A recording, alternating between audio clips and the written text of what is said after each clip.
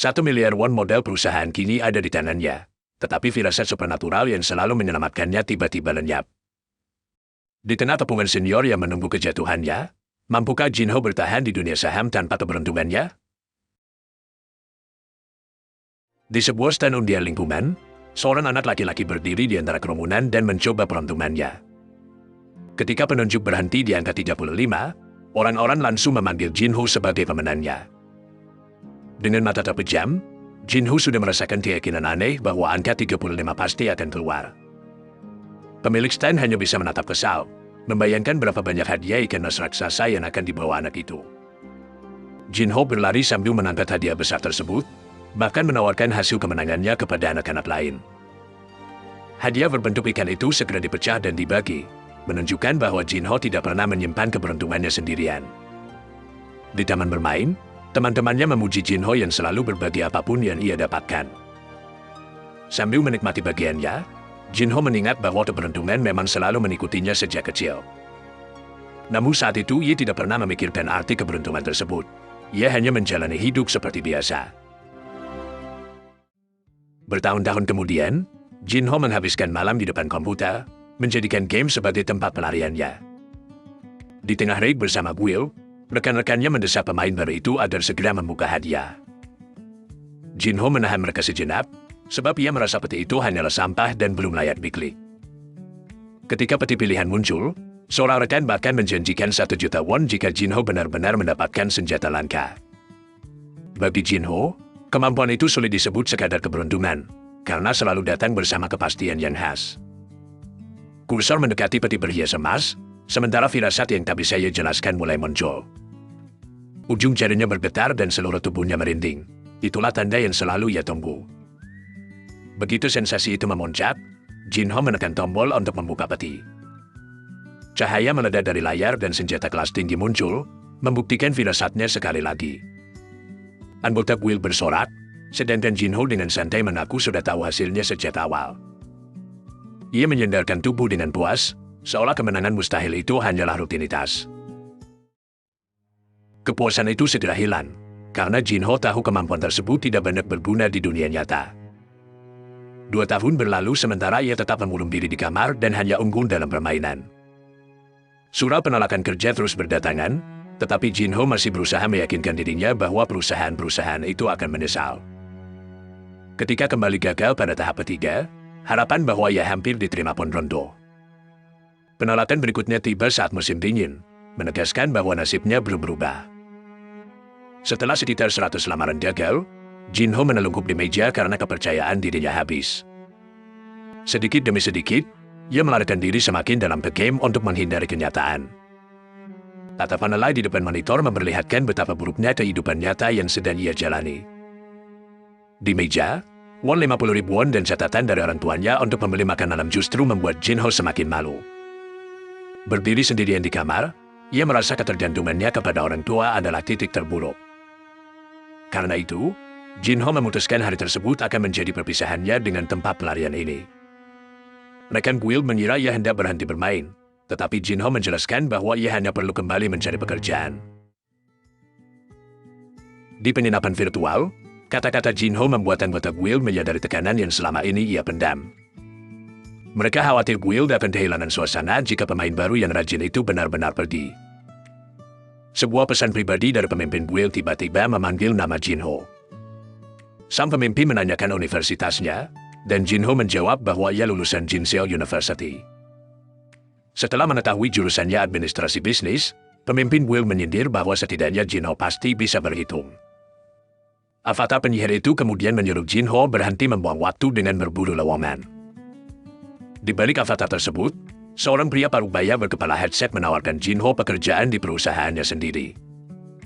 Jin Ho mengaku, tidak menyangka ajakan bekerja itu datang dari orang yang selama ini hanya ia kenal melalui game. Sambil terus bermain, pemimpin Will itu bilang dia tidak menuntut hasil yang muluk-muluk. Ia hanya meminta Jin Ho melakukan di kantor apa yang selama ini sudah ia lakukan untuk Will, lalu menghantam avatarnya sebagai candaan. Kata, perusahaanmu, terus bergema di kepala Jin Ho saat dunia game berganti menuju kenyataan. Tahap berikutnya membawa cerita ke sebuah gedung perkantoran tinggi di pusat kota. Resume memperkenalkan nama lengkapnya sebagai Jin Jinho, 27 tahun, lulusan administrasi bisnis tanpa pengalaman relevan. Meski riwayatnya tipis, perintah langsung dari kantor CEO menetapkan Jinho masuk ke departemen trading. Tim leader Park Hong-seo terkejut karena CEO sendiri mengirim kandidat yang sama sekali belum teruji. Pengiriman satu resume secara mendadak dari Won CEO segera dipahami sebagai perlakuan yang sangat tidak biasa. Secara kiasan, Jinho seolah turun dari langit dengan parasut menuju perusahaan tersebut. Ia pun dicap sebagai direct hire dari CEO, atau parachute hire, yang masuk melalui jalur orang dalam. Gambaran Jinho menangkap avatar penyihir saat mendarat menegaskan bahwa pekerjaan itu sepenuhnya berasal dari pertolongan pemimpin guild. Di koridor kantor, Park Hong-seo berjalan menuju ruang trading ketika waktu pembukaan pasar semakin dekat. Papan jam dunia menjelaskan bahwa call auction membuat aktivitas pasar sebenarnya dimulai sejak pukul 8.30. Walau pasar utama tutup pukul 3.30, sesi penutupan berlangsung sampai pukul 3.40. Sehingga trader bekerja lebih dari 7 jam. Grafik yang terus bergerak menunjukkan bahwa selama waktu singkat itu harga dapat berubah tanpa ampun. Ruang trading pun digambarkan seperti medan perang sunyi, tempat modal melesat secepat peluru. Park menatap serius, mempertanyakan alasan perusahaan membawa seorang titipan ke lingkungan sekeras ini. Di hadapannya, Jinho membungkuk kaku dan memperkenalkan diri sebagai pegawai baru. Keringat dingin di wajah Jinho memperlihatkan betapa tegannya ia menghadapi atasan pertamanya. Park menanyakan pengalaman kerja, simulasi trading, dan investasi. Jinho mengaku belum punya apapun selain kemauan belajar. Mendengar jawaban itu, Park menyebutkan Jinho mungkin hanya akan menjadi tempat tim melempar pekerjaan remeh. Park lalu memanggil asosiat Lee Hyerin untuk menangani pegawai baru tersebut. Ia memperkenalkan Jin Jinho sebagai junior trader dan meminta Hyerin menunjukkan seluruh alur kerja. Hyerin menyambut perintah itu dengan senyum cerah dan jawaban penuh semangat. Hyerin membawa Jinho masuk lantai trading dan menunjukkan meja yang akan menjadi tempat kerjanya. Melihat deretan monitor dan para pegawai, Jinho masih sulit percaya dirinya benar-benar mendapat pekerjaan. Ia akhirnya memahami bahwa pria ramah dari guild itu adalah CEO Gwangwon Securities, salah satu perusahaan broker teratas di Korea. Hyerin menekan tombol mesin kopi, memulai pelajaran pertama Jinho dari pekerjaan paling sederhana. Kopi pertama dituang karena, menurut Hyerin, para trader pada dasarnya hidup dari kafein sebelum rapat. Hanya Park Hong-seo yang dilewati, sebab pemimpin tim itu sangat disiplin dan tidak minum kopi. Sambil membawa pesanan, Hyerin menjelaskan bahwa trader bekerja per detik dan junior harus segera menyediakan data apapun yang diminta senior. Baginya, lantai trading adalah kasino raksasa tempat ratusan miliar won berpindah tangan dan banyak orang kehilangan ketenangan. Jinho hanya terpaku, belum tahu bagaimana harus menanggapi gambaran pekerjaan seberat itu. Hyerin menatap tajam dan menyatakan bahwa pekerjaan trader bahkan tidak cocok untuk manusia. Sesaat kemudian ia tertawa dan mengatakan itu hanyalah lelucon, mencairkan kepanikan Jinho. Sebelum mereka mulai bekerja bersama, Hyerin meminta satu janji sederhana. Seberat apapun keadaan nanti, mereka tidak boleh kabur tanpa saling memberitahu. Jinho menilai Hyerin cukup unik karena memadukan ancaman pekerjaan dengan perhatian yang tulus.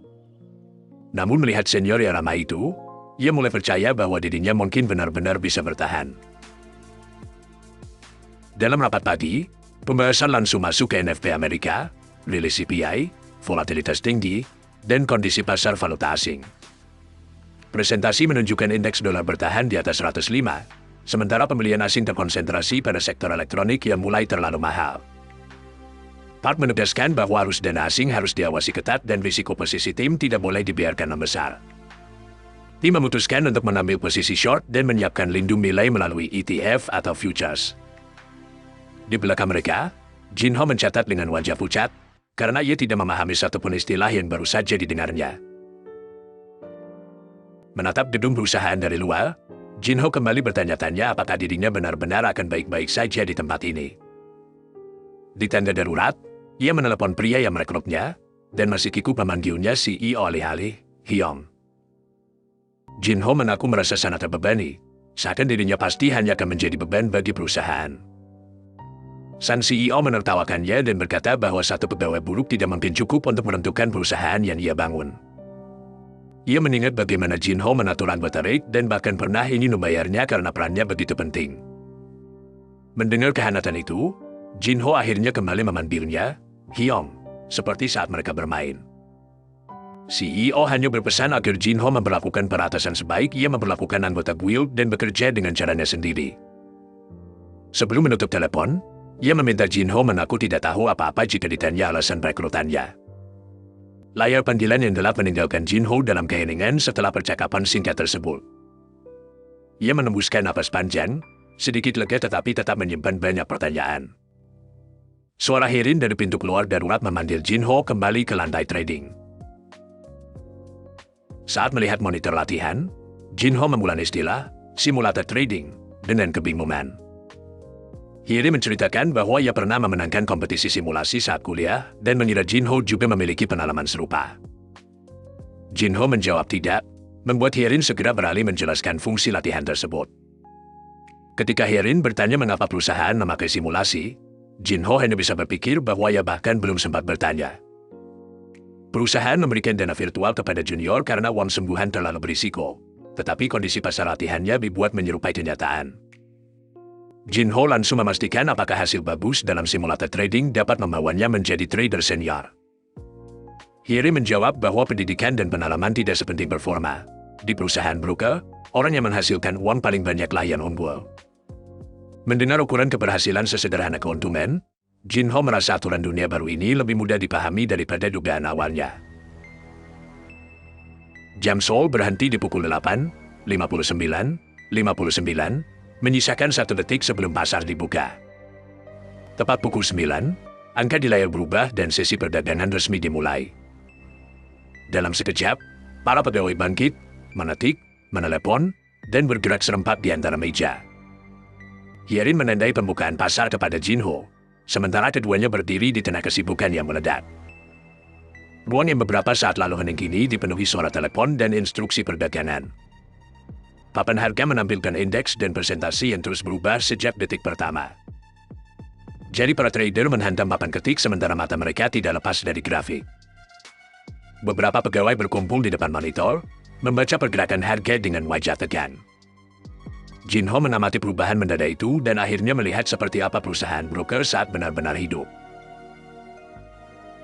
Di tengah kekaguman tersebut, matanya mendadak melebar karena merasakan sesuatu yang tidak asing. Ujung jari Jinho kembali kesemutan saat tangannya berada di dekat mouse salah satu terminal. Pikirannya langsung mengingat cahaya peti yang dulu terbuka dan menghasilkan senjata langka. Sensasi dingin menjalar ke seluruh tubuhnya, sama persis dengan firasat sebelum keberuntungan besar di dalam game. Bayangan senjata kelas tinggi menegaskan bahwa tanda ini selalu muncul sesaat sebelum ia memilih hasil langka. Di belakangnya, Hyerin menjelaskan bahwa cahaya biru pada saham berarti harganya sedang menyentuh batas bawah. Hyerin akhirnya menyadari tangan Jinho bergerak dan bertanya apa yang sedang ia lakukan. Meski selama ini menganggap kemampuannya hanya berguna dalam game, Jinho menerahkan kursor ke tombol pembelian tunai. Saat seluruh tubuhnya kembali merinding, tatapan Jinho justru berubah menjadi penuh keyakinan. Sebuah senyum tipis tersungging, seiring sensasi dingin di punggungnya meyakinkan bahwa pilihannya ini akan berhasil. Tanpa ragu lagi, Jinho meneklik mouse dan mengeksekusi keputusannya. Layar menampilkan konfirmasi, buy order executed, menandai berakhirnya babak dengan taruhan pertama Jinho di dunia saham. Lee Hyerin langsung menoleh kaget melihat tangan Jinho bergerak di terminal trading. Seruan Hyerin membuat Jinho tersentak, seolah ia sendiri baru menyadari tindakannya yang impulsif. Hyerin memarahinya karena menekan tombol beli dengan market order, yang berarti transaksi langsung tereksekusi tanpa menunggu harga spesifik. Jinho hanya menunjuk grafik dan bertanya tentang cahaya biru yang dilihatnya pada saham itu. Hyerin menjelaskan bahwa warna biru menandakan saham sedang menyentuh limit down dan harganya masih terus jatuh. Lalu ia mempertimbangkan apakah posisi itu harus segera dijual. Namun, Hyerin menahan kepanikannya dan memilih menunggu sebentar, berharap warna itu berbalik merah agar kerugian simulasi bisa dipulihkan saat dijual. Jinho meminta maaf dengan canggung karena tindakannya telah menambah masalah pada hari pertamanya. Hyerin menenangkannya, menjelaskan bahwa dana itu hanya uang virtual dalam trading, bukan modal sembuhan. Meski begitu, Jinho gelisah karena sensasi yang mendorongnya membeli sama persis dengan firasat ketika bermain game, sementara harga di layar terus turun. Ia mulai menduga kemampuannya mungkin sama sekali tidak berhubungan dengan saham, walau diam-diam ia sangat berharap sebaliknya. Hierin hanya menamati juniornya yang terdiam, belum memahami alasan sebenarnya di balik pembelian aneh tersebut. Di tengah suasana itu, narasi menjelaskan scalping sebagai perdagangan saham dalam hitungan detik sampai beberapa menit. Strategi ultra pendek itu bekerja dengan mengumpulkan keuntungan yang sangat kecil, namun berkali-kali. Para trader di kantor menyebut aktivitas cepat semacam itu sebagai day trading. Ruang trading menjadi tempat berkumpulnya orang-orang yang hidup dari keputusan pasar setiap hari. Setiap detik, tarik-menarik candlestick merah dan biru memaksa mereka mengambil keputusan dalam sepersekian waktu. Ketika pasar akhirnya ditutup, semua keputusan hari itu berhenti bersamaan dengan tangan yang lepas dari mouse. Hasil akhir lalu memicu dua kemungkinan ekstrim, ledakan dopamin karena untung atau amarah karena gagal, dan seorang trader langsung merayakannya. Seorang asosiate manajer bermardali mengumumkan rata-rata imbal hasil 1,3% dan disambut kagum oleh rekan-rekannya. Jinho heran mengapa angka sekitar 1% dianggap luar biasa, lalu Hiri menegaskan bahwa rata-rata 1,3% memang pencapaian besar. Hiri menjelaskan bahwa senior trader dapat mengelola aset sekitar 20 miliar won, sehingga rata-rata 1,3% mampu menghasilkan kira-kira 3 miliar won dalam setahun. Park Hong-seo menegaskan prinsip Departemen Sekuritas, orang yang menghasilkan uang paling banyak akan menjadi raja. Setelah itu, Park memanggil asosiate manajer Lee yang baru saja mencatat hasil terbaik. Park memujinya dengan singkat dan memerintahkan agar performa itu terus dipertahankan. Asosiate manajer Lee membungkuk berterima kasih, tetapi Park segera mengingatkan bahwa pekerjaan sesungguhnya baru dimulai setelah pasar tutup. Park memerintahkan staf menghitung seluruh hasil dan keuntungan hari itu sekaligus menyiapkan strategi untuk perdagangan esok. Saat Park kembali ke mejanya, Hiri mendekat dengan ragu karena harus melaporkan tindakan Jinho. Park melihat keraguan Hirin dan langsung bertanya apakah asosiate Lee memiliki sesuatu untuk disampaikan. Hirin membuka laporan dengan hati-hati, jelas belum nyaman menyampaikan masalah pada hari pertama Jinho. Sambil memegang minuman protein, Park menuntut Hirin langsung menatakan persoalannya. Hiri mengaku pegawai baru yang masuk hari itu telah melakukan pembelian all-in pada satu saham dengan market order saat sedang dilatih. Ia mengambil tanggung jawab dengan mengatakan order itu terjadi karena kelalaiannya saat melatih, terlebih saham tersebut sempat menyentuh limit down. Park segera curiga Hirin sedang menutupi Jinho hanya karena pegawai itu baru menjadi juniornya selama sehari. Meski menyadari maksudnya, Park memutuskan tidak bersikap terlalu keras pada hari pertama dan menyuruh Hirin menyiapkan briefing. Park tetap memerintahkan Hirin melatih roke itu dengan benar, dan Hirin menerima tugas tersebut dengan lega. Setelah Hirin pergi, Park kembali menekan mouse dan meneruskan pekerjaannya. Nama Joman Insurance muncul di layar, membuat Park bertanya-tanya mengapa Rocky memilih saham asuransi pada saat seperti ini. Menurut Park, Rocky memang sering salah memasukkan sell order, dan itulah salah satu alasan perusahaan memakai map trading. Namun pembelian all-in dengan market order terasa jauh lebih mencurigakan, seolah tindakan itu mungkin dilakukan dengan sengaja. Pada akhirnya Park mengabaikannya karena transaksi itu hanya memakai uang virtual dan dianggap tidak layak menghabiskan tenaga. Bagi Park, Jinho hanya seorang karyawan titipan yang kebetulan berbuat salah, dan kemungkinan besar tidak akan bertahan lama di departemen ini. Begitu pasar tutup, suasana kantor justru berubah, seolah badai pekerjaan baru-baru saja dimulai. Jinho dan Hirin langsung dihantam gelombang tugas, sampai-sampai harus memindahkan tumpukan dokumen sekaligus. Mereka memenuhi permintaan materi analisis data, sekaligus menyiapkan dokumen rapat strategi berdasarkan hasil trading hari itu. Saat gelombang tugas mulai mereda, Jinho baru menyadari betapa terkurasnya fisik dan pikirannya. Tanpa disadari, ia sudah menghabiskan sekitar 14 jam di kantor pada hari pertamanya. Di dekat pintu keluar, Hirin tersenyum dan akhirnya mengajak Jinho pulang. Sambil berjalan keluar bersama, Hirin memuji Jinho karena berhasil melewati hari pertamanya. Ia tetap mengingatkan bahwa ada satu kesalahan kecil yang terjadi saat simulasi trading. Jinho tertawa kaku, berharap kesalahan itu memang cukup kecil untuk bisa dilupakan. Hirin bercanda bahwa evaluasi kinerja tidak mungkin langsung mengurangi nilai seorang pemula hanya karena satu kesalahan di hari pertama. Namun, Ia mengakui Park mungkin sangat ketat, sampai-sampai bayanan sang tim leader kembali membuat Jin Ho tekan. Sebelum berpisah, Hye-ri mengingatkan janji Jin Ho untuk tidak melarikan diri, meskipun pekerjaan terasa sulit. Hye-ri melambaikan tangan dan menyuruh Jin Ho pulang dengan selamat, sementara Jin Ho membungkuk sopan membalas salamnya. Jin Ho merasa sangat beruntung mendapatkan mentor sebaik Hye-rin, bahkan menanggapnya seperti malaikat di tengah pekerjaan yang berat. Namun begitu sendirian, kelelahan kembali menyerangnya, dan ia hanya ingin segera sampai di rumah sebelum pingsan.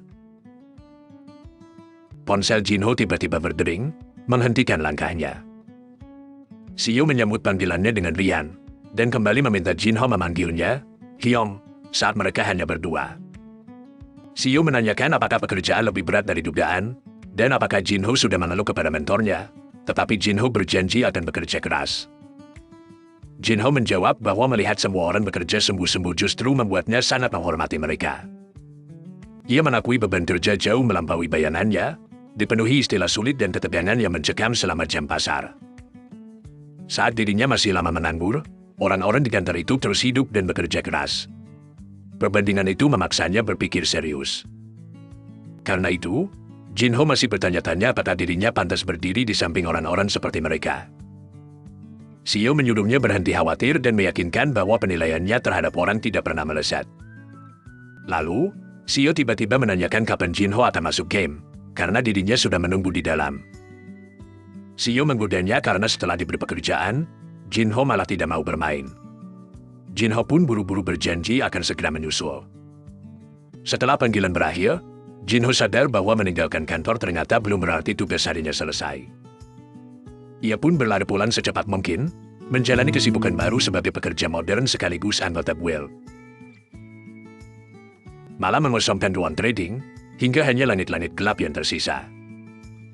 Pada pagi berikutnya, lampu ruang trading kembali menyala, memulai siklus kerja baru. Para pegawai mulai memasuki lorong meja dan mengambil posisi masing-masing sebelum pasar dibuka. Klik mouse pertama terdengar saat terminal-terminal mulai diaktifkan untuk persiapan pagi. Telepon dan permintaan data kembali bersahutan ketika para staf mengejar informasi terbaru. Park memuji pekerjaan mereka dan mengingatkan bahwa briefing akan dimulai dalam 15 menit. Sebelum rapat, Park menanyakan pembaruan dan menerima laporan bahwa beberapa saham diperkirakan akan sangat volatil hari itu. Staf tersebut memastikan data terkait sudah dikirim melalui email, dan Park segera bersiap memeriksanya. Saat meninjau sektor asuransi, Park teringat bahwa kenaikan suku bunga sedang membuat sebagian besar saham asuransi tampil buruk. Sebuah pergerakan di layar mendadak membuat Park berhenti dan menekan terminal untuk melihat lebih dekat. Mata Park melebar di balik kacamata, ketika ia menyadari saham yang diperhatikannya adalah saham kemarin. Jomang Insurance kini ditandai merah, berlawanan dengan kondisi limit daun biru saat Jin Ho membelinya. Grafik yang sebelumnya dipenuhi candlestick biru kini menunjukkan titik balik dari rangkaian penurunan. Tak butuh waktu lama, harga melesat tajam ke atas, ditandai dengan candlestick merah yang besar. Terminal mencatat kenaikan sekitar 15%, jauh melampaui kerugian yang sempat dikhawatirkan sehari sebelumnya. Hye-rin dan Jin Ho terpaku, menyadari bahwa saham yang dibeli all-in oleh pegawai titipan kemarin justru menjadi saham yang melonjak drastis hari ini. Hye-rin menatap Jin Ho dengan tatapan tak percaya, menuntut penjelasan tentang apa yang baru saja mereka saksikan. Belum sempat Jin Ho menjawab, suara Park memanggil nama lengkapnya dari arah belakang. Dengan wajah serius, Park meminta Jin Ho untuk datang ke kantornya. Ada yang ingin dibicarakan sebentar.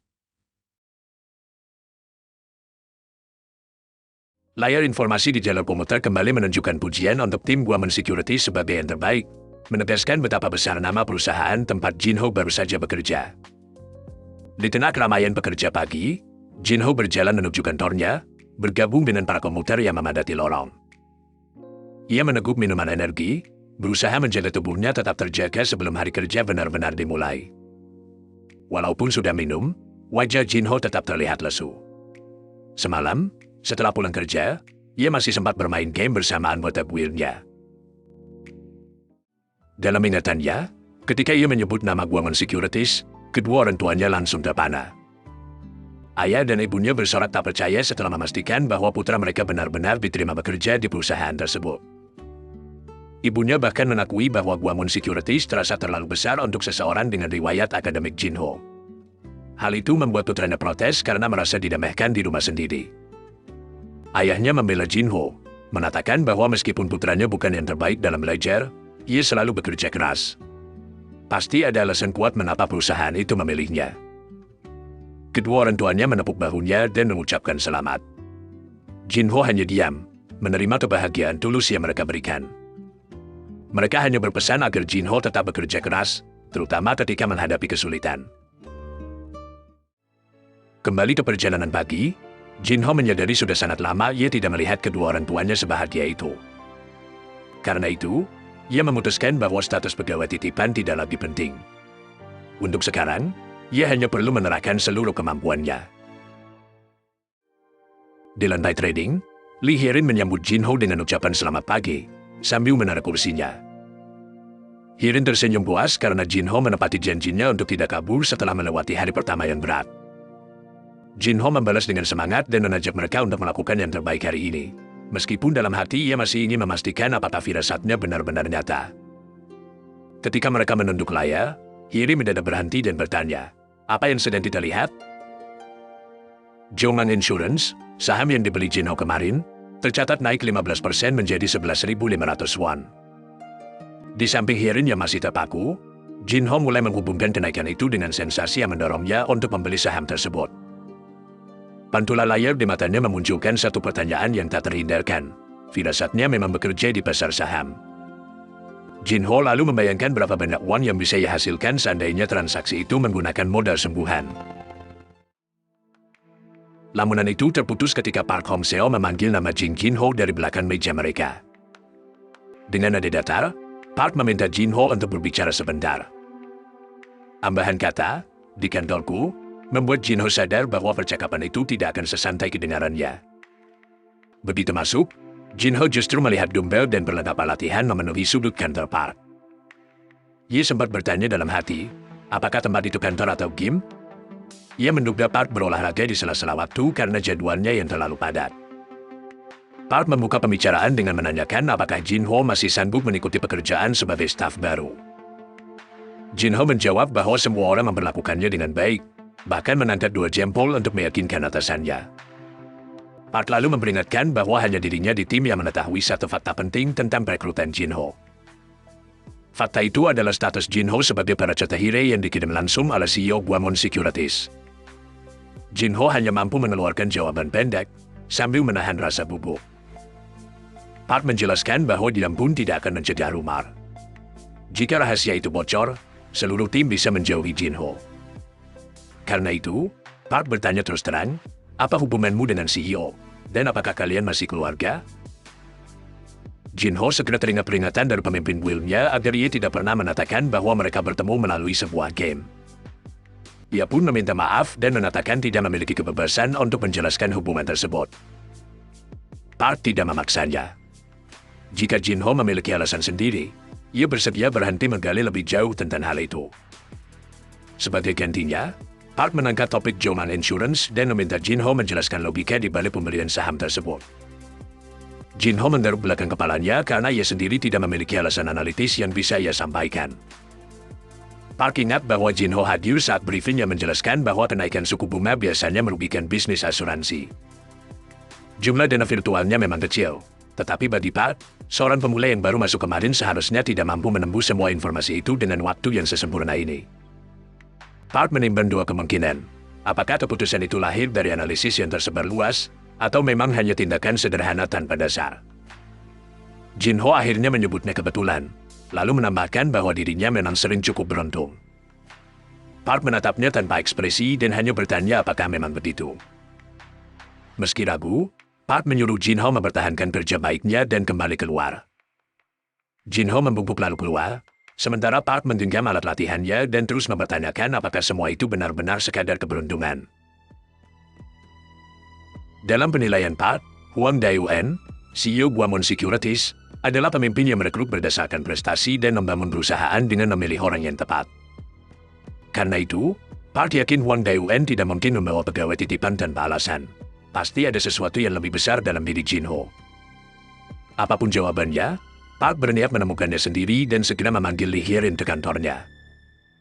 Hye-rin berdiri di depan meja Park, menunggu instruksi yang belum diketahui Jin-ho. Hye-rin menunduk dengan gugup di depan Park, sementara atasannya mengawasi tanpa banyak ekspresi.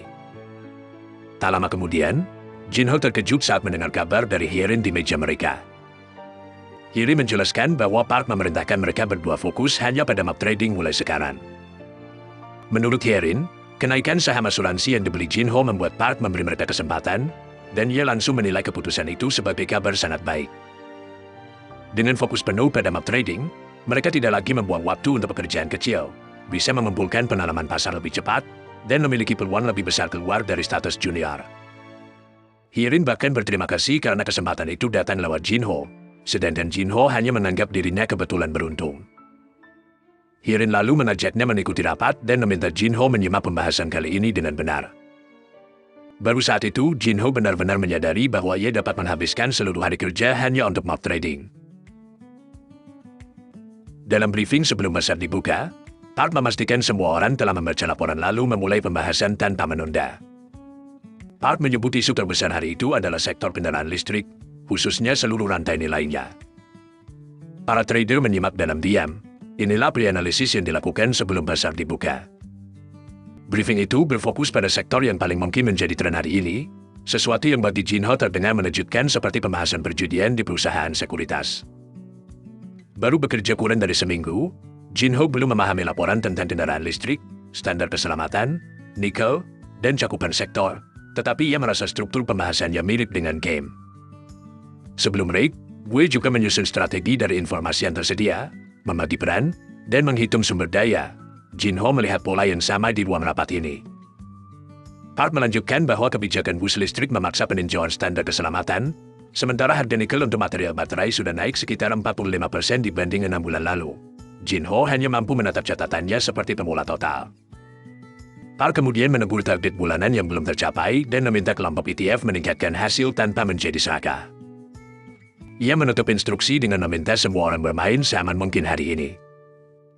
Setelah rapat dibubarkan, Jin-ho dan Hye-rin saling menoleh seolah sama-sama memahami tugas baru yang menunggu mereka. Seorang senior segera meminta Hye-rin dan Jin-ho mengumpulkan data saham material katalis untuk diserahkan kepadanya. Asosiate Manager Lee menyarankan tugas itu diberikan kepada junior dari tim lain. Park menegaskan bahwa kedua orang itu sudah memiliki tugas terpisah, membuat senior tersebut langsung mundur. Niat Park di depan seluruh proprietari trading tim kiri tidak mungkin disalahartikan. Untuk sementara, semua orang diperintahkan membiarkan Jin-ho dan Hye-rin bekerja sendiri tanpa gangguan. Duduk kembali di terminal, Jin-ho justru menilai keadaan ini jauh lebih baik daripada yang ia harapkan. Ia menyebutnya kesempatan besar dan menempatkan kedua tangan di depan keyboard serta mouse. Mouse bergerak cepat saat Jin-ho menyapu daftar saham satu persatu, mencari respons yang sama seperti pada Jomang Insurance. Ia terus membuka grafik dan berpindah di antara candlestick tanpa berhenti. Tujuannya jelas, memahami bagaimana firasat itu bekerja di pasar trading, bukan hanya menunggu keberuntungan datang secara kebetulan. Jin-ho mencondongkan tubuh dan bertekad memastikan apakah sensasi tersebut benar-benar dapat dipanggil kembali. Tangannya berhenti sejenak di atas mouse ketika satu pilihan menarik perhatiannya. Mata Jin-ho membesar, menunggu kepastian dari tubuhnya sendiri. Sensasi familiar itu akhirnya meledak kembali, membuat Jin-ho tersenyum seolah baru menemukan jawaban yang dicari. Tanpa ragu, jari-jarinya menekan mouse dengan cepat untuk memasukkan transaksi. Sistem mengonfirmasi bahwa pesanan beli telah dieksekusi. Dari terminalnya sendiri, Park memantau aktivitas pasar dan menangkap transaksi Jin-ho di layar. Park menyatukan kedua tangan dan memperhatikan pesanan itu dengan tatapan semakin tajam. Baru saja diberi kesempatan, Jin-ho sudah melakukan langkah yang kembali membuat Park berhenti dan menilai. Di layar terlihat Dihan Solution dibeli 100% secara all-in, membuat Park sadar Jin-ho sekali lagi mempertaruhkan seluruh dana virtualnya pada satu saham. Ruang trading kembali ramai dengan bunyi ketikan dan kesibukan para pegawai, sementara Jin-ho terus berlatih di antara meja-meja mereka. Hye-rin merekatkan jari-jarinya dengan puas setelah berhasil menyelesaikan transaksinya sendiri dengan hasil yang menurutnya sempurna. Puas dengan pencapaiannya, Hye-rin menoleh ke arah Jin-ho, dan kekhawatiran mulai muncul bahwa ia terlalu fokus pada posisinya sendiri. Namun, Jin Ho hanya duduk terpaku di depan monitornya, seolah tidak melakukan apa-apa sejak transaksi besar yang ia lakukan tadi. Pemandangan itu sontak membuat Hye Rin panik. Ia khawatir Jin Ho begitu membenci latihan ini hingga benar-benar kehilangan semangat. Di meja sebelahnya, tangan Jin Ho memang tetap bergerak tenang di atas mouse, tetapi ia sudah tidak punya dana lagi untuk dialihkan. Karena seluruh dana mob trading sudah ia investasikan dalam satu kali all-in buy sejak awal, Jin Ho memang tidak punya pilihan lain selain menunggu. Yang lebih parah, grafik di Hand Solution terus menurun tajam hari itu, membuat Jin Ho sempat menyesal tidak memilih saham yang sejak awal sudah menunjukkan performa positif.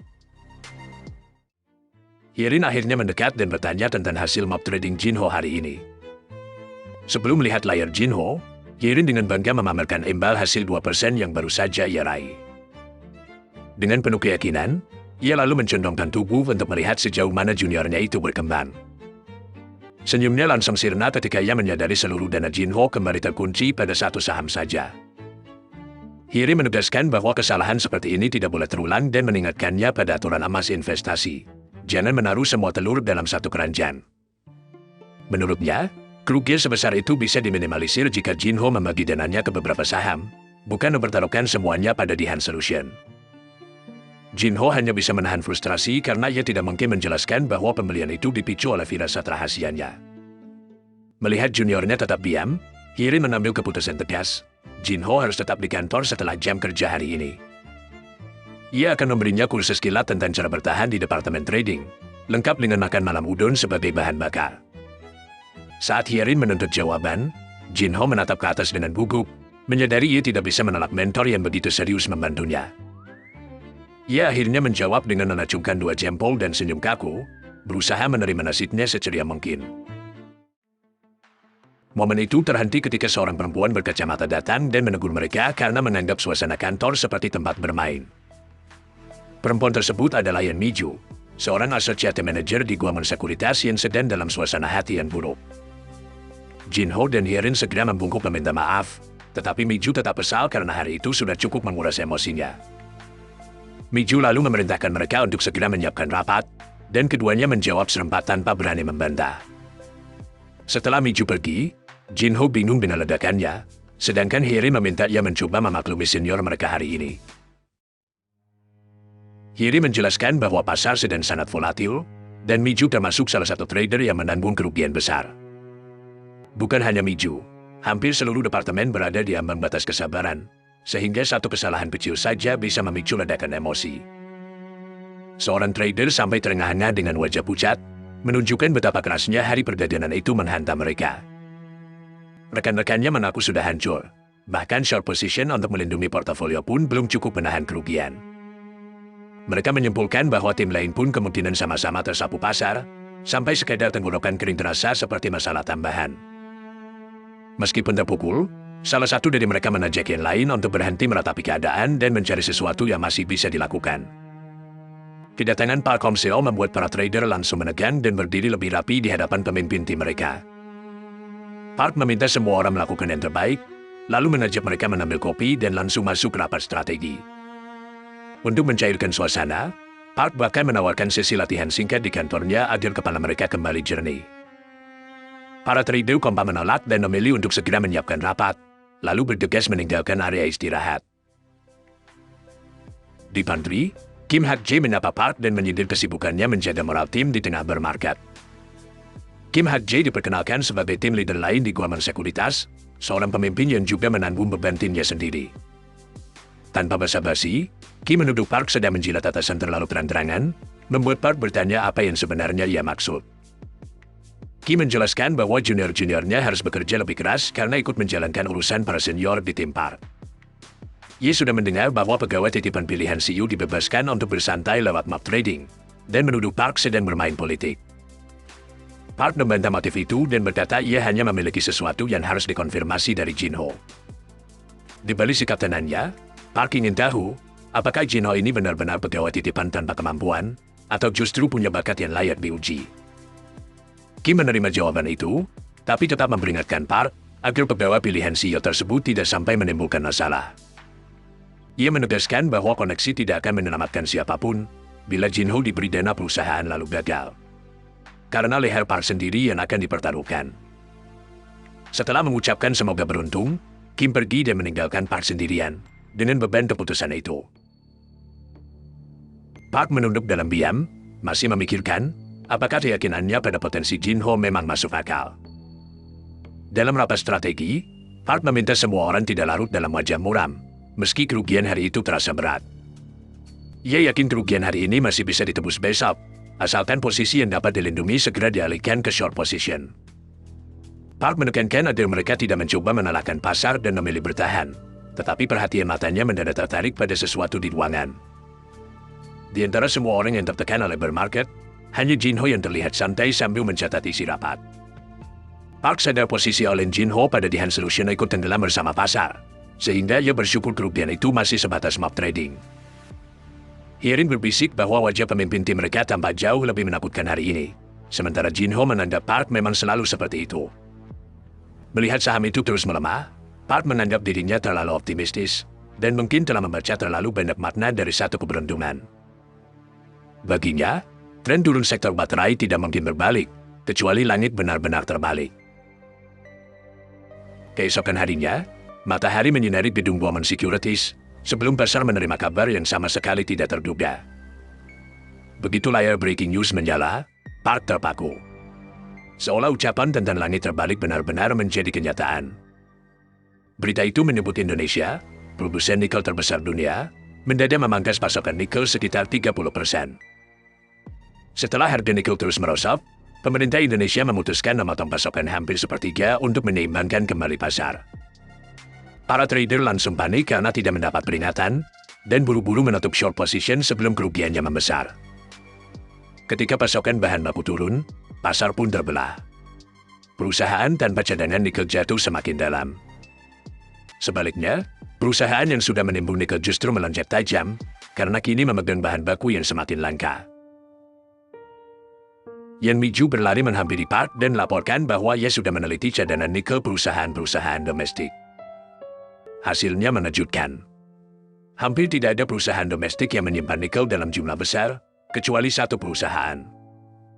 Kata satu membuat mata Park melebar, karena sebuah kemungkinan langsung muncul di benaknya. Miju menyebut nama Dihan Solution, dan mengira Park sudah mengetahui informasi itu lebih dulu. Harga Dihan Solution kini melesat, dan Miju bahkan memuji Park karena mengira pemimpin tim itu sudah membeli sahamnya sejak kemarin. Namun nama yang muncul di kepala Park bukan dirinya sendiri, melainkan Jeng Jinho. Ia teringat Jinho yang tersenyum begitu santai saat rapat, meski seluruh pasar dan saham pilihannya sedang jatuh. Pengumuman mendadak dari Indonesia mustahil diprediksi lembaga manapun, sehingga Park semakin terguncang oleh satu pertanyaan. Bagaimana Jinho bisa tahu? Di mejanya, Jinho menoleh ketika Hierin memanggil namanya dengan suara keras. Hierin datang membawa kabar besar bahwa pemerintah Indonesia baru saja memangkas produksi nikel 30%. Mengingat pelajaran untuk selalu memberi reaksi besar, Jinho pura-pura terkejut sekuat tenaga, agar firasatnya tidak terlihat mencurigakan. Hierin menjelaskan bahwa sektor baterai yang masih lesu kemarin, kini berbalik total hanya dalam satu hari. Barulah Jinho menyadari bahwa Dihan Solution adalah saham baterai, sehingga kelangkaan nikel sebagai bahan baku utama pasti menangkat nilainya. Ia kemudian bertanya apakah tim mereka kemarin ikut melakukan short pada saham baterai. Hierin menjawab bahwa instruksi Park untuk bermain aman telah membatasi kerugian. Hierin kembali memuji naluri Park Hong-seo, tanpa mengetahui bahwa saham paling diuntungkan justru dipilih Jinho lewat firasat. Di warna lain, sebuah telapak tangan menghantam meja dengan tegas, membuka percakapan penting tentang masa depan seorang pegawai. Orang yang ditemui Park adalah Lee Jae-ho, Department Head Bowman Securities yang memegang kewenangan lebih tinggi atas tim trading. Park meminta waktu untuk membicarakan sesuatu, membuat Jae-ho heran, karena Park jarang meninggalkan lantai trading pada jam sibuk. Tanpa berputar-putar, Park mengatakan ia ingin merekomendasikan seseorang untuk dipromosikan menjadi senior. Jae-ho langsung bertanya, siapa? Jawaban Park adalah Jeng Jinho, nama yang langsung memancing seruan terkejut dan mengerahkan perhatian menuju kantor CEO.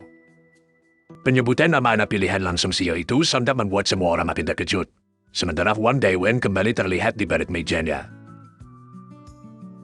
Ketika orang-orang sibuk membicarakan promosi Jinho, Huan justru asyik bermain game di ponselnya, mengeluh bahwa bertarung melawan mesin terasa hambar tanpa campur tangan manusia.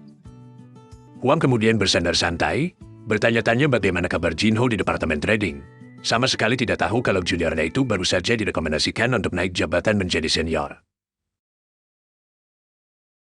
Di meja makan, Hiri menuangkan minuman lagi, lalu ia memulai pelajaran informal untuk junior barunya.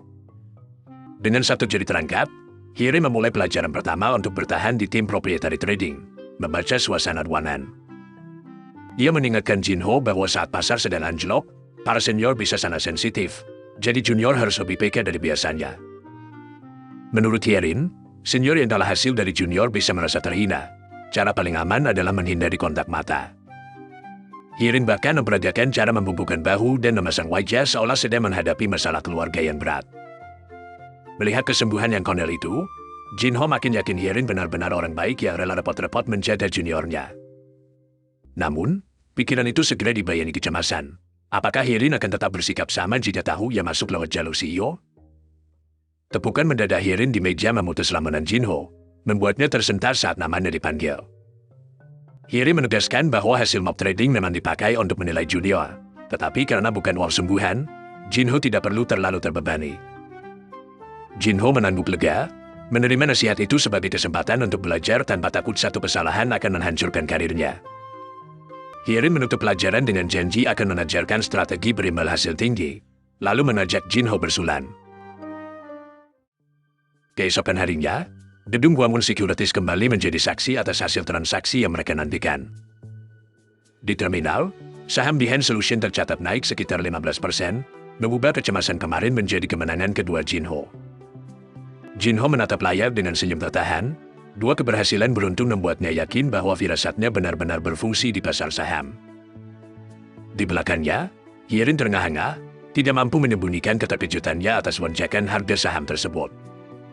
Merasa malu karena nasihat panjangnya semalam, Hierin menjatuhkan diri sambil menutupi wajah di dekat kursi Jinho. Ia meratapi bagaimana dirinya membanggakan hasil 2%, padahal junior di depannya baru saja menunjukkan performa yang jauh lebih mengesankan. Dengan berlebihan, Hierin menyebut Jinho sebagai senior dan memohon agar justru dirinya lah yang diajari rahasia trading. Ketika Jinho menyebutnya kebetulan, Hierin mencubit kedua pipinya dan menolak percaya bahwa ada orang yang meraih 15% 2 kali berturut-turut hanya karena nasib. Jinho memperhatikan bahwa Hierin tidak menunjukkan sedikit pun rasa iri. Ia benar-benar bahagia melihat juniornya berhasil. Sambil menahan cubitan itu, Jinho merasa beruntung memiliki Hierin sebagai mentor pertamanya di dunia trading. Di kantor Lee Jae-ho, Park menekan laporan ke meja dan menegaskan bahwa semua angka itu diraih Jinho dalam waktu kurang dari seminggu. Lee Jae-ho membaca dua hasil luar biasa, 15% pada Joman Insurance, lalu 15% lagi pada Behan Solution keesokan harinya. Kepala departemen itu sulit percaya imbal hasil sebesar itu mungkin dicapai, apalagi karena Jinho memiliki dua sahamnya sendiri. Park menatap atasannya tanpa mundur, menunjukkan bahwa ia datang bukan sekadar membawa laporan, melainkan mempertaruhkan penilaiannya. Lee Jae-ho memprotes promosi pegawai yang belum genap seminggu karena rumor bahwa Jinho adalah orang pilihan CEO akan menempatkannya dalam posisi sulit. Ia juga menilai hasil tersebut masih berasal dari uang virtual. Jinho bisa saja berani all-in karena tidak menghadapi risiko kehilangan kas perusahaan. Park langsung membalik persoalannya. Justru karena itu, mereka harus melihat apa yang akan dilakukan Jinho bila modal perusahaan sembuhan dipertaruhkan. Ia mengingatkan bahwa kenaikan 15% hanyalah batas harga domestik. Di pasar luar negeri tanpa batas atas, peluang dan risikonya bisa jauh lebih besar. Bagi Park, politik kantor tidak relevan di antara trader yang kompensasinya bergantung pada performa dan hasil nyata. Lee Jae-ho terdiam ketika Park mengembalikan pelajaran lama dari kepala departemen itu sendiri. Selalu berani berinvestasi pada aset yang diyakini aman. Park menepalkan tangan dan menyatakan bahwa kali ini, aset yang hendak ia investasikan adalah potensi Jing Jinho. Keputusannya berdiri di atas satu keyakinan. Huan Dae-un, pendiri perusahaan ini, pasti memiliki alasan kuat saat memilih Jinho. Di lorong eksekutif, seorang manajer mendekati Huan Dae-un dan menanyakan apakah kekacauan saham materai telah selesai ditangani. Laporan yang diterima Huang menyebut stop loss berjalan sesuai rencana, walau beberapa senior yang terguncang akhirnya mengundurkan diri. Hua menilai investasi pada akhirnya adalah permainan mental. Orang yang tak sanggup menahan guncangan memang lebih baik pergi lebih awal. Para eksekutif hanya bisa bersyukur gejolak itu berhenti di pasar domestik, sebab di pasar Amerika, kerugian mereka bisa menghapus seluruh posisi. Setelah kembali ke Presiden Trump, Hua menyuruh semua orang bekerja lagi dan berniat menyelesaikan banyak hal agar bisa beristirahat esok hari. Begitu pintu tertutup, tubuh besar Huan jatuh ke kursi, memperlihatkan kelelahan yang selama ini ia sembunyikan di depan bawahannya. Ia melonggarkan dasi dan menarik napas panjang, menikmati satu-satunya jeda di tengah kesibukan pekerjaan CEO. Jeda itu berakhir ketika sekretarisnya memanggil dari belakang kursi, membuat Hua menoleh untuk mendengar laporan berikutnya. Sekretaris tersebut mengingatkan bahwa Huang pernah memintanya mengawasi perkembangan staf Jin Jinho dan lapor bila ada sesuatu. Ia lalu menjelaskan bahwa Departemen Proprietary Trading mengajukan promosi senior untuk mengisi posisi kosong, dan nama Jinho ada di daftar itu. Kabar bahwa pegawai yang baru masuk beberapa hari sudah diajukan menjadi senior membuat Huang membelalak tak percaya. Huang memutar tubuh sepenuhnya, sementara sekretarisnya menunggu instruksi mengenai daftar promosi tersebut. Walau dialah yang merekrut Jinho, Huang sendiri merasa promosi dalam waktu kurang dari seminggu terdengar terlalu ekstrim. Karena tak ingin keputusan pribadi mengacaukan organisasi, Huang meminta pendapat sekretarisnya tentang langkah yang sebaiknya diambil. Sekretaris itu memastikan maksud pertanyaannya, apakah perusahaan cukup membiarkan promosi Jinho berjalan seperti rekomendasi departemen. Huang menjawab ya dan menyatakan perkembangan itu masih berada dalam perhitungannya, sehingga proses promosi boleh diteruskan. Sekretaris tersebut meninggalkan ruangan setelah menerima keputusan, sementara Huang tetap berdiri memikirkan konsekuensinya. Sendirian, Hua mengakui bahwa kebingungan para manajer sebagian adalah kesalahannya karena ia menjatuhkan Jinho ke departemen tanpa penjelasan awal. Namun senyum kecil muncul saat ia menyimpulkan bahwa promosi cepat ini mungkin justru pilihan terbaik bagi semua pihak. Menurut Huan, Rocky yang baru menjadi senior tidak akan langsung diberi modal besar, tetapi pengalaman memakai uang nyata akan mengajarkan arti investasi sesungguhnya. Menghadap jendela kota, Huan seolah menantang Jinho dari kejauhan. Untuk bertahan di tempat ini, junior pilihannya memang membutuhkan latihan nyata. Pada Sabtu pukul 3 sore, Jinho masih berada di kereta bawah tanah dengan tas kerja di pangkuan. Wajah pucat dan bahunya yang jatuh memperlihatkan bahwa jadwal akhir pekan telah menguras tenaga bahkan sebelum ia pulang. Di kantor yang lebih sepi, Jinho menyapa Hierin dengan kaku, berusaha tetap sopan meski tubuhnya sudah kelelahan. Hierin menyambutnya ramah dan mengaku tidak menyangka akan melihat Jinho bekerja pada akhir pekan secepat ini. Ia menjelaskan bahwa setiap Sabtu mereka merapikan data pasar mingguan, menelusuri saham yang bergerak, dan mencari penyebab di balik pergerakannya. Sambil membawa tumpukan dokumen, Jinho mendengar sisi baiknya. Jam Sabtu biasanya lebih singkat dan pekerjaan itu dibayar tambahan. Tetap saja, saat membaca lembar analisis, Jinho mempertanyakan apakah merapikan data benar-benar bisa membantu memprediksi langkah pasar berikutnya. Ia lalu mengalihkan perhatian kepada Hierin dan memanggil sang asosiate untuk menanyakan keraguan yang mengganggunya. Jinho mengingatkan ucapan Hierin bahwa pasar saham hidup kasino, terutama pasar domestik yang kadang bergerak sana saham Katsa atau Panoru. Karena itu, ia bertanya terus terang apakah mengumpulkan data dan mempelajari pasar sebenarnya mempunyai arti. Hierin mengakui bahwa prediksi sempurna memang mustahil, sebab pasar dunia terhubung oleh hubungan yang tak terlihat. Ia menggambarkannya seperti butterfly effect. Satu pepakan kecil di sisi lain dunia dapat berubah menjadi gelombang besar di pasar mereka. Meski begitu, Hierin tetap menyiapkan data karena analisis dapat menaikkan peluang keberhasilan, walau hanya sedikit. Jinho menerima penjelasan itu, persiapan bukan jaminan menang, tetapi itulah tindakan terbaik yang bisa dilakukan seorang trader sekarang. Ingatan Jinho kembali ke ruang permainan, ketika para pencari kerja muda menejak istilah, Rocky berpengalaman, dan merasa lahir di zaman yang salah. Saat itu, Jinho ikut menyalahkan pasar kerja yang rusak dan memilih bermain game daripada terus menghadapi penolakan. Kini, melihat Hierin tekun meneliti laporan, ia menyadari mentornya pasti bekerja luar biasa keras untuk memperoleh tempat di perusahaan ini.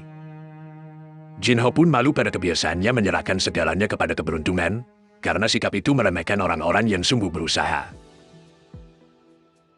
Ia belum tahu tujuan akhir dari kemampuan anehnya, tetapi memutuskan memakai kesempatan yang diberikan sebaik mungkin agar tidak perlu merasa malu lagi. Tekad itu tidak menghapus rasa lelah. Di depan pintu rumah, Jin Ho mengakui bahwa bekerja pada akhir pekan tetap terasa kejam.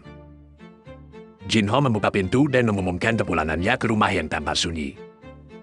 Karena tak mendapat jawaban, ia melangkah masuk sambil bertanya apakah tidak ada seorang pun di rumah.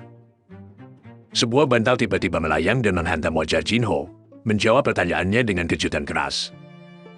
Jin Ho menurunkan bantal itu dengan kesal, sementara seseorang di ruang tengah tertawa karena jahilnya berhasil. Pelakunya adalah seorang perempuan muda yang sudah lama tidak ditemui Jin Ho. Ia menyapa Jin Ho dengan panggilan Oppa dan membuka misteri baru di rumah itu. Daging berbesis di atas pandangan saat keluarga Jin Ho menyambut kabar pekerjaannya dengan keterkejutan yang sulit disembunyikan. Adik perempuan Jin Ho langsung memastikan bahwa bakatnya benar-benar diterima di Guaman Securities dan ingin tahu bagaimana hal itu bisa terjadi. Kedua orang tua mereka masih sulit percaya, bahkan sempat menduga kartu nama yang dibawa Jin Ho hanyalah cara untuk menenangkan keluarga. Adiknya justru memberi selamat dengan penuh keyakinan, seolah sejak awal tidak pernah meragukan bahwa Jin Ho akan berhasil suatu hari nanti.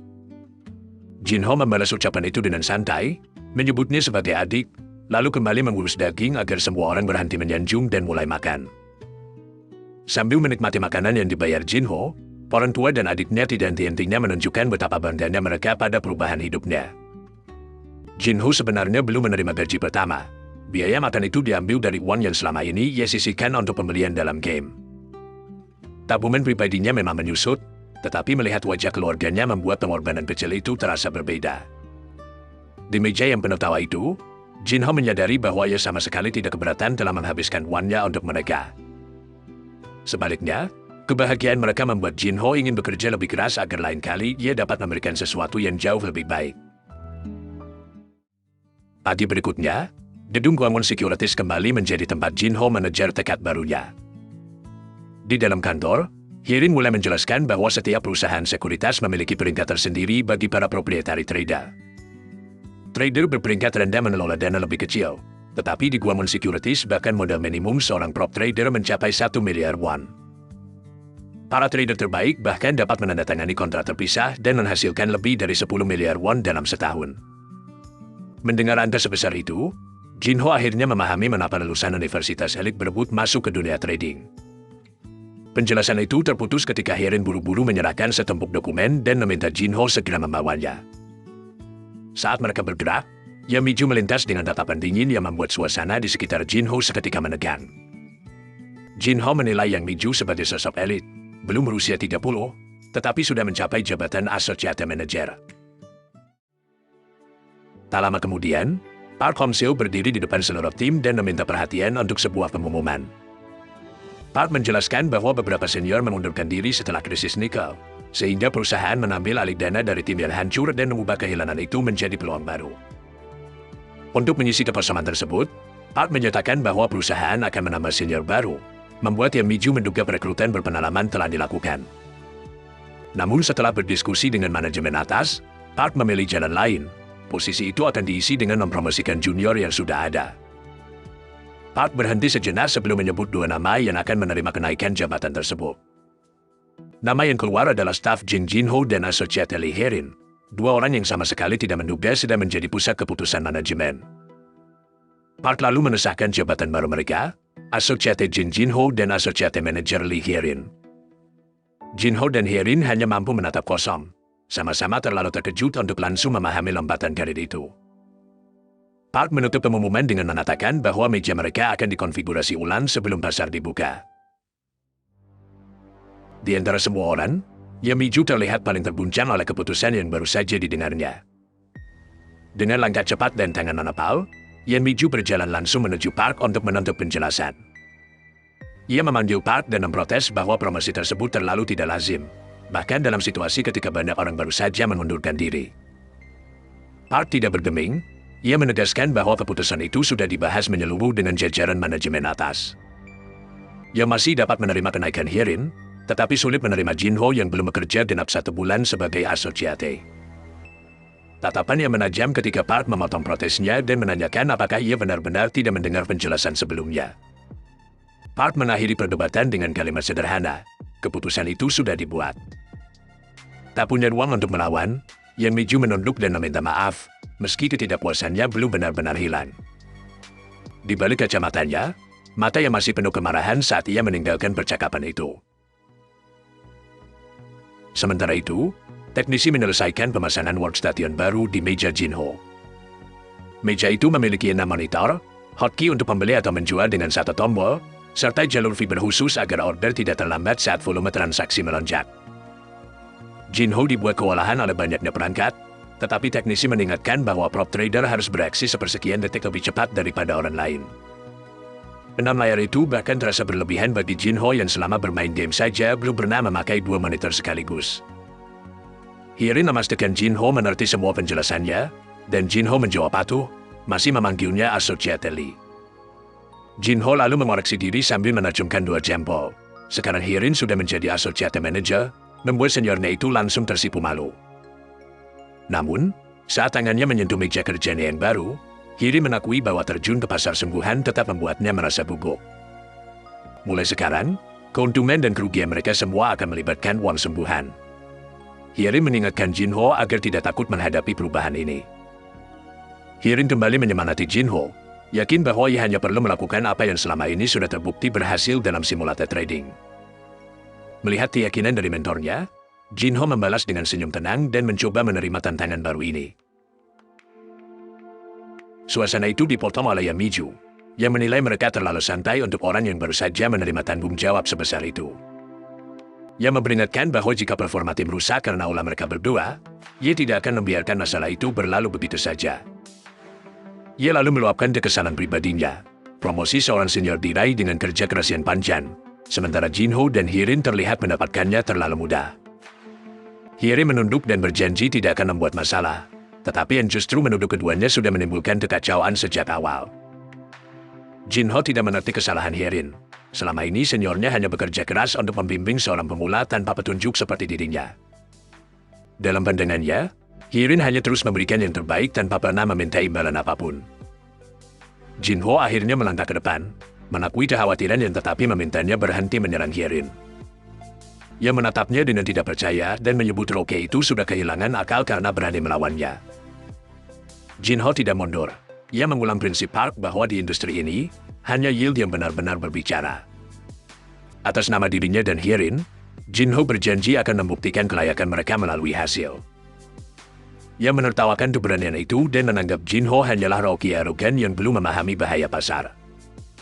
Meski begitu, ia menerima tantangan tersebut dan mengatakan bahwa pengalaman terbakar sendiri adalah cara tercepat bagi Jinho untuk mengetahui tempatnya. Setelah yang pergi, Hierin menanyakan mengapa Jinho mengambil risiko sebesar itu hanya untuk membelanya. Jinho menjawab sederhana bahwa junior juga harus menjaga mentornya, membuat Hierin terdiam oleh perhatian yang tidak ia duga. Hierin hanya menatap Jinho dengan mata lebar, tersentuh sekaligus malu oleh jawabannya. Rasa malu itu segera berubah menjadi kepanikan. Hierin memukul Jinho ringan dan menebul tindakannya yang terlalu ceroboh. Jam menunjukkan pukul 8:36, menandakan pasar akan segera memasuki fase aktif. Jinho duduk di depan 6 monitor barunya, kini benar-benar berada di kursi seorang asosiate. Model operasi pertamanya tercatat 1 miliar won. Bagi Jinho, satu-satunya jalan setelah menerima dana sebesar itu adalah membuktikan diri melalui yield. Ia menenangkan diri dengan satu keyakinan, dirinya memiliki kemampuan khusus yang tidak diketahui siapapun di ruangan itu. Di balkon kantor, Yang Miju mencari udara setelah pertengkaran yang menguras emosinya.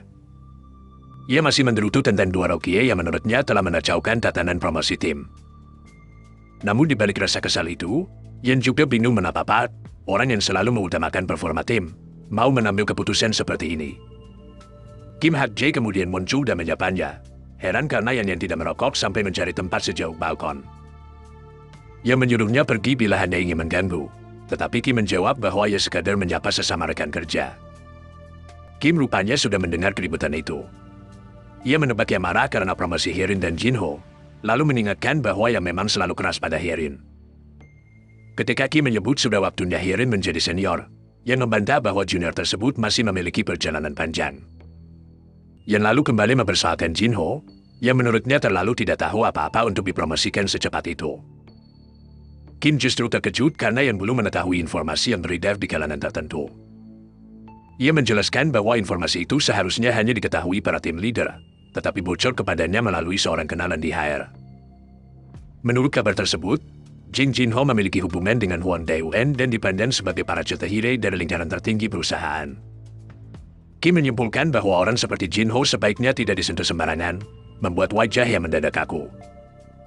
Setelah menyampaikan peringatan itu, Kim pergi meninggalkan Yang sendirian dengan informasi yang baru saja diterimanya. Dari kejauhan, Kim tampak menyadari bahwa keterangannya datang sedikit terlambat. Dia akhirnya tersadar, bukan cuma mengusik Jinho, tapi dia baru saja menantangnya di depan seluruh tim. Kembali ke lantai trading, Jinho duduk sendirian di tengah 6 monitor, mulai menelusuri pasar dengan modal sungguhan. Grafik dan daftar saham memenuhi layar. Jinho menyapu setiap ticker satu persatu, persis seperti saat dia mencari sinyal dalam simulasi. Tangannya bergerak di atas mouse, siap berhenti begitu sensasi keberuntungan itu muncul. Tapi setelah terus menelusuri layar, Jinho malah mulai berkeringat karena tubuhnya tetap hening, tanpa tanda-tanda familiar itu. Untuk pertama kalinya sejak dia sengaja mencari sinyal, Jinho tidak merasakan apapun, tepat saat 1 miliar won perusahaan menanti keputusannya.